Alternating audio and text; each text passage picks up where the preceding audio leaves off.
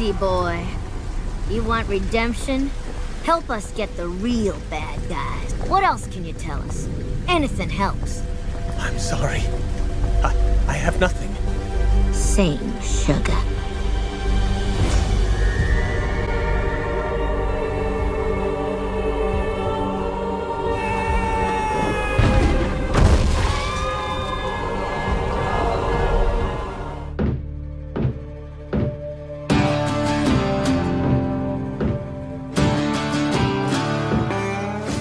Hello, everyone. Welcome to the Outlaw Nation, and I'm so excited to welcome Lenore Zann to the Outlaw Nation. She is a legendary actress, a politician, humanitarian, all-around kick-ass lady, and of course, cemented her legend status as the voice of Rogue in the animated series and reprised it recently in X-Men 97. I'm totally repping X-Men 97 right now.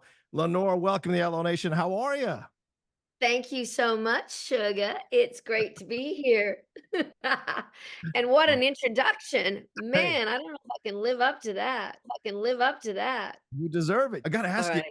X-Men 97 broke through into the pop culture mainstream in 2024 in ways that hadn't been done before with X-Men animated series. It reignited the fandom. It brought in new fans. What was your reaction when this started happening? And how are you processing the incredible reaction to X-Men 97 here in 2024?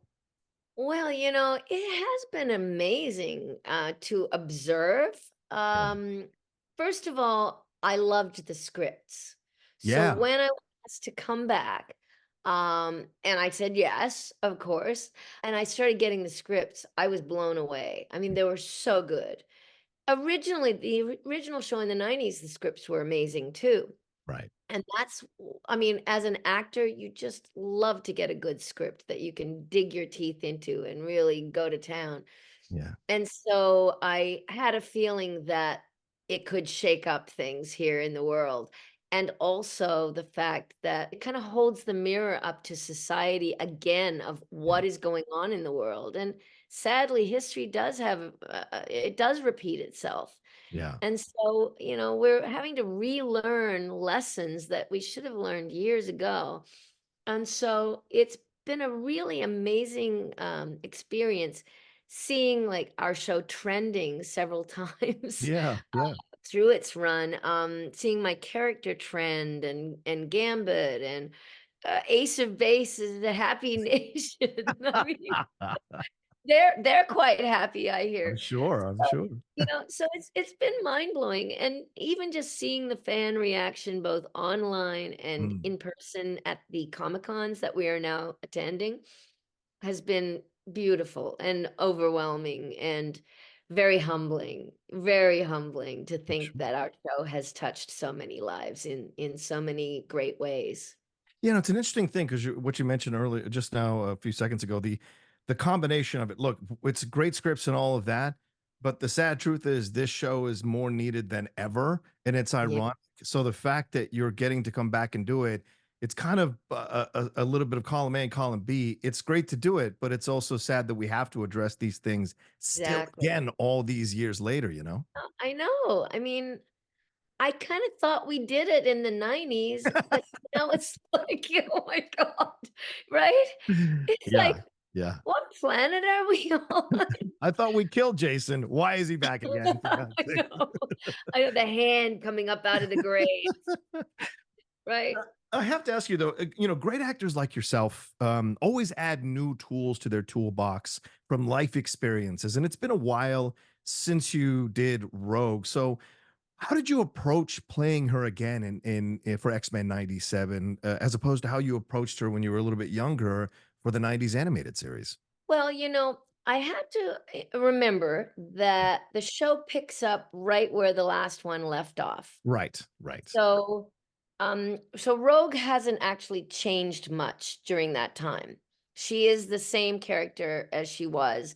And I wanted to make sure that I had the voice right, that Mhm. the mannerisms and everything, the expressions to sort of help people bridge the gap between graduation day and our first episode of 97.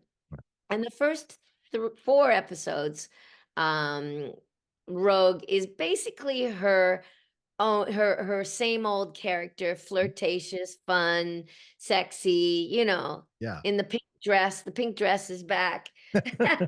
Um, giving Gambit a hard time. But Yeah. then she gets into the flirtatious stuff with Magneto and Gambit. And I thought, well, that's a little bit more of a stretch because some of the fans aren't going to be happy about that. Yeah. Yeah. Right? But that's okay Yeah. because it life happens and things happen, and so I was Everyone's got a pleased about past. You know? that, Yeah. right? Mm. But then when episode 5 occurs and I got the script for that, Yeah. it was very much um, a relief for me to get that script because I had already just experienced a deep loss in my own Oh, personal it's okay. life, Mm. which was my young 17-year-old niece, Maya, Mm. had contracted this terrible cancer Mm. called osteosarcoma, which is a bone cancer. Mm. And she passed away about 8 months before I recorded the episode. Oh, And wow. I'd been grieving deeply, deeply, deeply.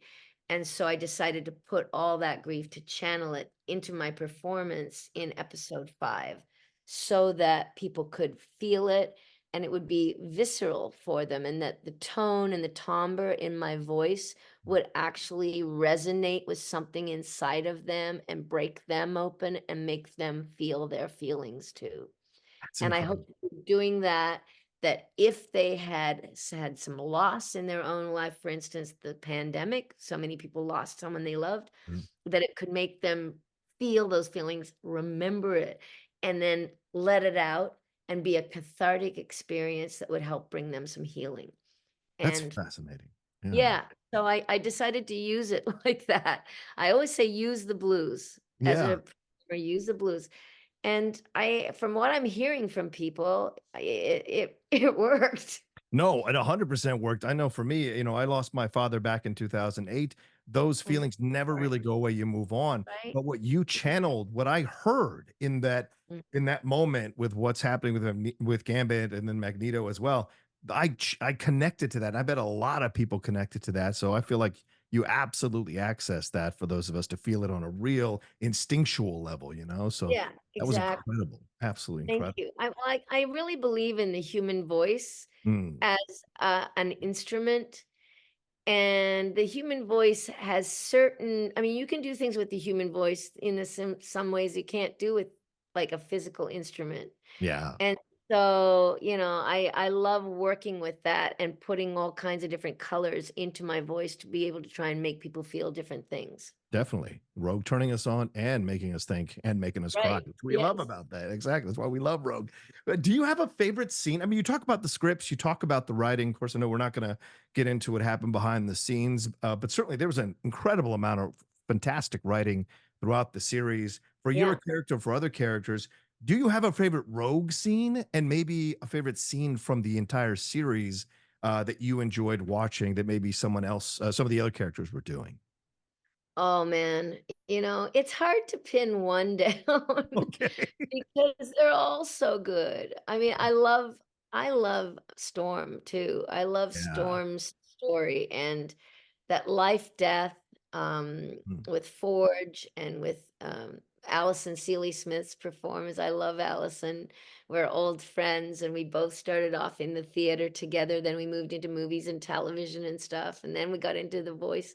So I love Storm, and oh my God, even just the beginning with her entry, Yeah. Omega level detected or whatever, and then she's like, her footsteps coming in when you hear it. Yeah. It blows me away. I just love it. The art, the Yeah. music, the pacing, the direction, all of it. Yeah. It's so good. The writing is so good. It's fantastic. But I do have Yeah. to ask you this. There were some criticisms against the show. There were some, wokeness or whatever. So Mhm.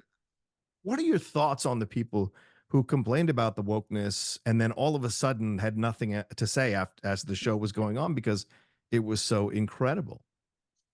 Well, I think you just said it. They had nothing left to say like Fair point. Yeah. the show speaks for itself. They were, thinking it was gonna be all woke and all this and, Yeah. oh, and Rogue lost her ass and all that kinda stuff. Yeah, you did see that. Okay.